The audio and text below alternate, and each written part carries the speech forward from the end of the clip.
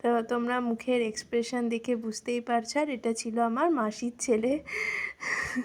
ওর পেট ভরে গিয়েছিল, তাই খেতে বসে ওরকম রঙ্গলীলা করছিল।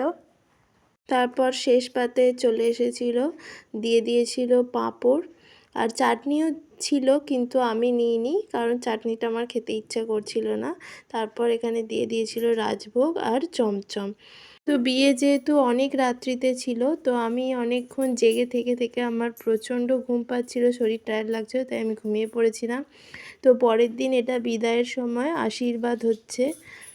তো বিদায় মানে এখানে সবাই একটু মন খারাপ করছিল, কান্নাকাটি করছিল। চলো এবার তো আমাদের বাড়ি ফেরার পালা। আর এই ছোট্ট ছেলেটাকে দেখলে, এটা আমার হচ্ছে মামার ছেলে। তো এখানে মাসি ছিল, মা ছিল, বোন ছিল।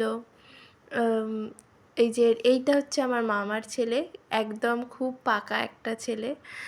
বাড়ি ফেরার পালা। এই দেখো আমি ভিডিও করছি আর সবাই উঁকি মারছে, টাটা করছে। তো ভিডিওটা কেমন লাগলো জানিও, টাটা।